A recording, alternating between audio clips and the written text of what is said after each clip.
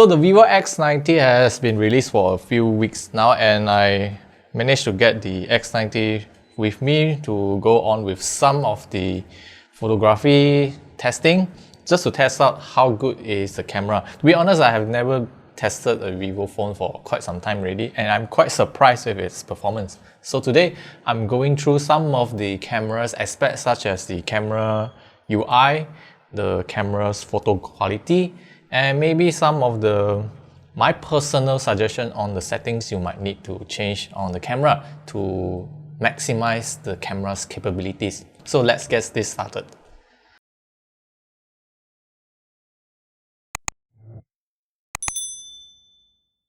I have already exported the photos I've taken from the camera to the Adobe Lightroom Classic, and before we get into the photos, we have to go through some of the camera UI first. So for the UI, is one of the aspects I'm really surprised how Vivo has done really well on this thing. Especially when for a general smartphone camera UI, it is simple, straightforward. You have a shutter button on your right side, and you can change the modes just beside the shutter button. And the additional settings is located on the left side panel. And what really surprised me is the design where they utilize both icons and text. This is a very important thing because unlike most of the photographers or anyone who are really into photography, they know some of the icon means, but 90% of the users out there, they have no idea about what is this framing line. They would what is this hashtag doing on my settings menu? Or even if I want to change enable the level meter, what is this level meter? It's basically just for you to make sure your camera is at level when you want to take especially landscape shots or anything similar to that. And stabilization, who knows what is this two circle means if there is no text saying this is stabilization. All in all, this is a very good design when it comes to user experience, and they cater to both professionals and even the non-professionals. And I think most of the stuff is pretty straightforward. From here, you can also customize the modes, and from the drag and drop button, you can drag the stuff, add more into the shooting menu. So you can also change the three different cameras over here. So without further ado, let's talk about the camera's photo quality. And as seen from the Lightroom Classic from here, we are just going to filter it some of the stuff. The primary camera is a 23mm f1.75 lens. 23mm as in is 35 full frame equivalent. Is standard 23, just like 24mm standard wide angle. And the sensor is a 50 megapixel sensor, and they actually bin it down to about 12 megapixel. And we can see from the photo quality, it's really decent, to be honest. Even if I zoom in from here, I can see all the details, the colors are vibrant. This is all shoot in auto mode. I'm not even turning on the manual to change everything. So the metering works really well, whichever the exposure level is right on the spot. You got the proper dark areas, the face are proper lit. The HDR mode is looking really good as well. Yeah, if take a look at this photo where I taken at about 5:52 p.m. and the sun is setting. I think it's behind the tree there, and obviously you will see some of the highlights in this photo. And the sky, you can still see the details on the clouds over here. And if you look at the far end, especially the shadows on the tree and the leaves, should I call this leaves or pine? Anyhow, you still can see all the details from here. I think this is a very good photo if you most of the time you've taken from this angle, right? You will probably get bad lit image whereby the front is all dark, because the camera metering would not be able to cope with whatever you're trying to shoot with. If we look at another photos, all of these are taken with the primary camera, and here's the two differences, because we do notice the X90 has this Zeiss natural color feature. In short, Zeiss natural color is applying Zeiss color science to it. If you look from this is the standard color, while the Zeiss natural color, you can see the sky is not as blue as the standard one. This is standard Zeiss color. Standard Zeiss color. Generally, the color saturation, if you enable Zeiss natural color, is much lower than the standard processing. While I'm not too sure the main purpose of the Zeiss natural color, but judging from the name itself, natural color means they probably want to make this as a editor friendly photo, editor friendly mode, so that you can take this photo and then you afterwards use whichever software you want to edit the color, so that you can adjust the color saturation, the vividness, the vibrance, the exposure and everything else from there, instead of relying on the camera software to tell you, hey, I think this blue is better for your photo. I think 90% of the users out there probably will use this mode and they don't think anything else from there. It's perfectly fine. Night shots are great, surprisingly. If you can see from here, the night shot is well lit, even though there is like some light source from the left hand side there. Generally, it is not really that noisy, considering that what is the ISO level? We're shooting at 12,000 ISO. This is acceptable. Like, one of the reasons the photos looks really bright because of the aperture of the lens. The primary camera has a to be accurate, it's 1.75, even though the system is reporting as 1.8. It's close enough, so you get plenty of light going in, and most importantly, the sensor is probably doing a great job at noise reduction. Macro shots, excellent. If we look at the details on the cat's fur, it's all there, just nice.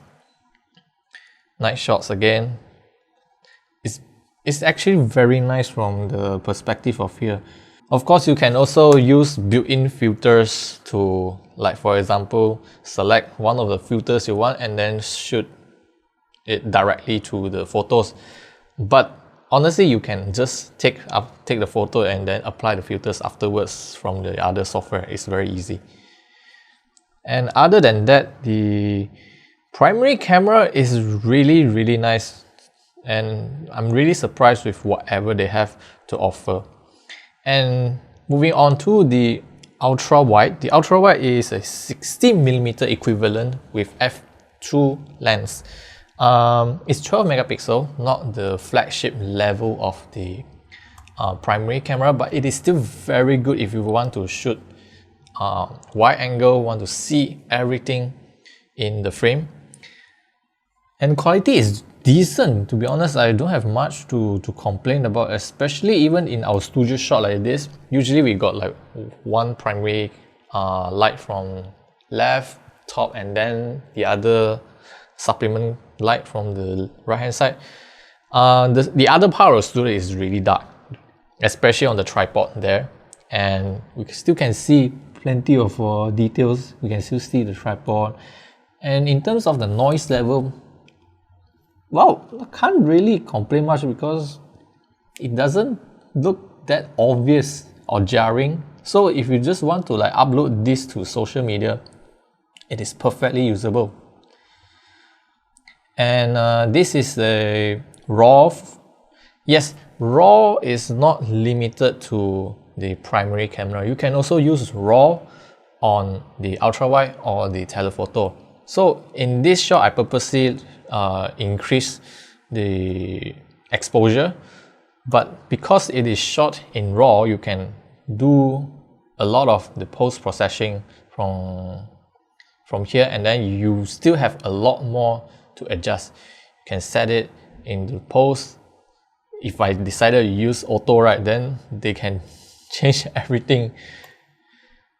Let's see what have changed. So this is before, after. Of course, this looks kind of fake in terms of the color, and because of the we overly increased the shadows brightness, that's why we can see the digital noise on the dark side. But this is how you control everything in the software. And then the telephoto, not a big fan, but still telephoto looks, I believe they are using the same sensor as the ultra wide ones, so nothing much to complain about. And one of the surprising part is the telephoto they're using f1.98 lens. Usually the telephoto lens will have slightly smaller aperture, maybe f2.4 or something, but they managed to squeeze in the f2 lens. This is something critical to the lens, because especially when you shoot in low light situation like in our studio or what, you don't have to push so much ISO from there. It's a good thing. Of course, like the current trend telephoto camera, they will include the so-called simulated bokeh. Is it called portrait mode? Just portrait mode, right?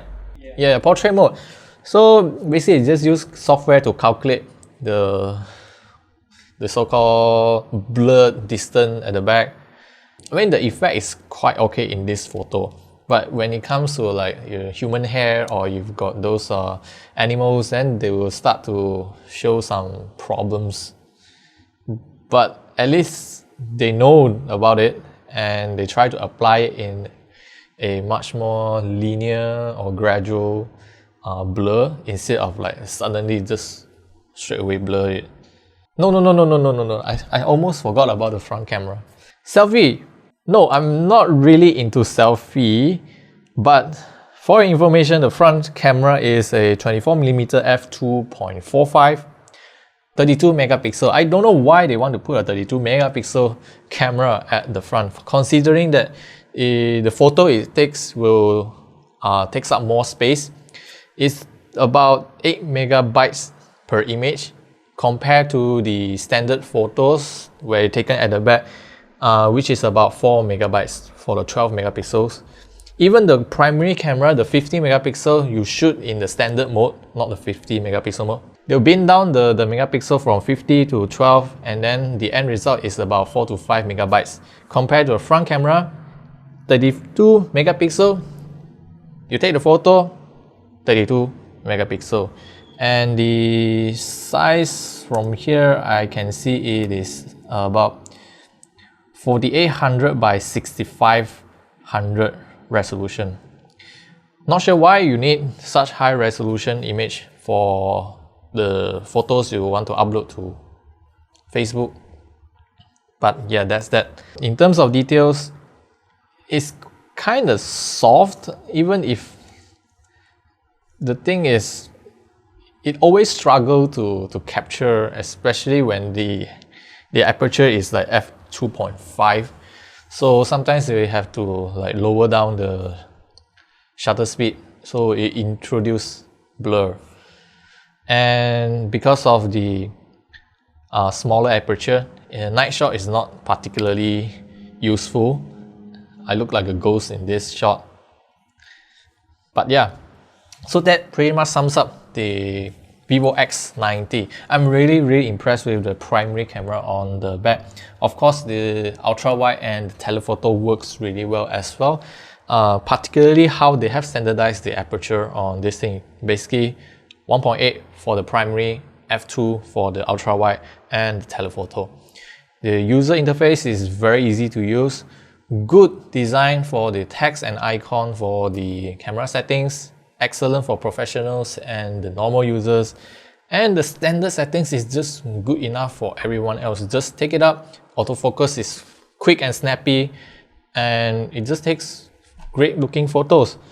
Of course, if you want to shoot 50 megapixel natively, sure, just go ahead. Just that you will not have all the additional features if you want to shoot 50 megapixel natively. So I think that's all I want to share with you about my personal opinion about the Vivo X90 camera. And if you got any questions, you can leave it down in the comment section below, and I'll see you guys in the next video.